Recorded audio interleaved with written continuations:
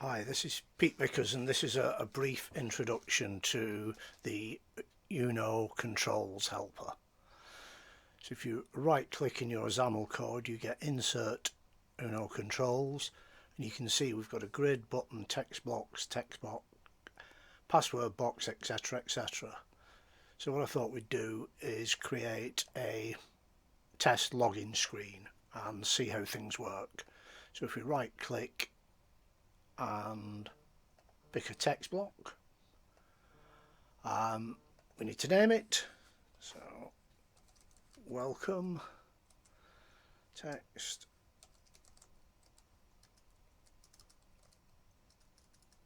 welcome to GUI Innovations Helper for Controls. So we've got a width property here, so if we change that to 800, we've got the text alignments, all drop downs, etc.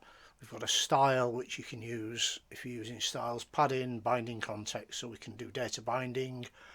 So we'll change the background to a nice dodgy blue, change the foreground to white, and we'll make it stand out. So we'll have a font size of 28, and if we hit OK, you see that we've generated the code. We've put it in a stack panel with a background of dodgy blue, named it, we've got a welcome message, and give hot reload a kick by saving the text, and we get a welcome message. So the next thing we want to do is put a name in. So we'll use a text box for this. TXT name, header, name, placeholder. Please enter your name. So we can change the placeholder colour, but as it is, we'll leave it at grey. Again, we've got horizontal text alignment, horizontal alignment, etc. All drop downs with valid entries. Got a border colour, border thickness. We will do 1 for that. Again, we've got style, padding if we want it, binding context again, background, foreground, font size, and do we want to enclose it in a stack panel. So we'll say yes, and we'll automatically generate margins and paddings, so we space it down a little bit. So again, click on OK, and we generate a stack panel with a text box inside, and again give hot reload kick, and we get a name, we get the border, and we get the placeholder. So generally, if we're logging in, we want a password. So we just move up so we can see everything. We've got a password box, and word header, password. Please enter your password. Leave the placeholder text. We've got the border thickness, we've got a padding here, and again, so we can space it out, we will enclose it in a stack panel. So again, click OK. We get the generated code, nicely formatted XAML. And again, give hot reload a kick, and we've got a password box with please enter your password, and it works as you would expect. So again, we'll space down. So we need to log in now, so we will create a button login, content, login. We're happy with the width and the height. Create an event.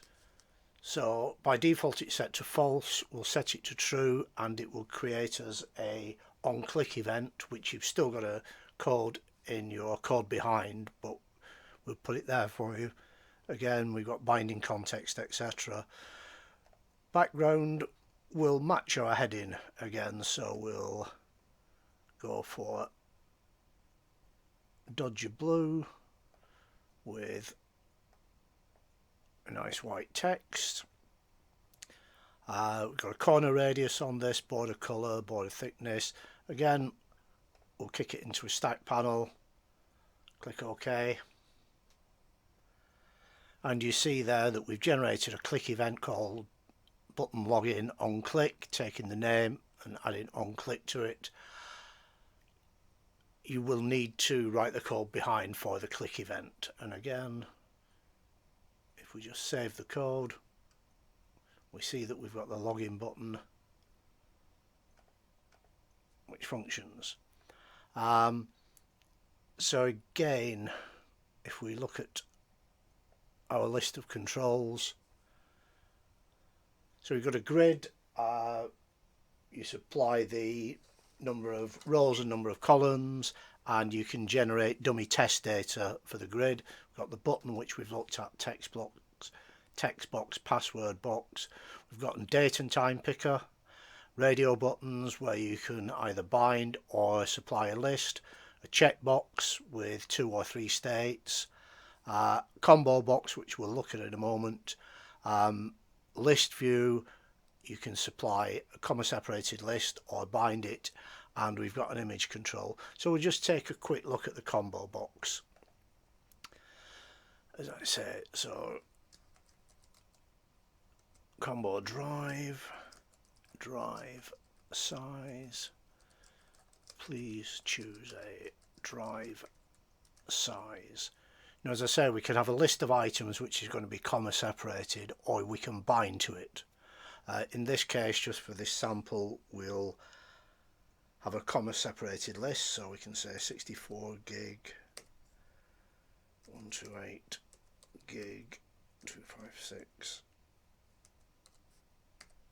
512 GB and 1024 GB. So we've got a comma separated list that will be validated for you. Click on OK. So we've got a combo box again, header, placeholder text. Click on save. So we've got the header that we put in and our placeholder, and we can choose a drive size. And finally, we'll just finish with a simple control. We've got an image control. So image, which is in assets, and it is called Uno Heart.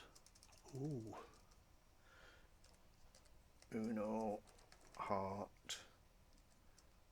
win-ui.png. Just correct my typing. We can change the opacity. We've got a width and a height. We'll make it 100. We've got the various, stretch, fill, non-uniform to fill, etc. The alignment, style. We'll go in this stack panel again. And when I was talking about grids before, if we say controlling grid, you can say yes, I want it in this row, this column, with this column span. But in this case, we won't. So we just click on OK. We generate the code, save it, and we've got our image. So that's a very quick guide to how the Visual Studio add-in works. Any problems, give us a mail at pete@gui-innovations.com, and we'll do our best to help you. Thank you very much. Hope you've enjoyed this. Thanks.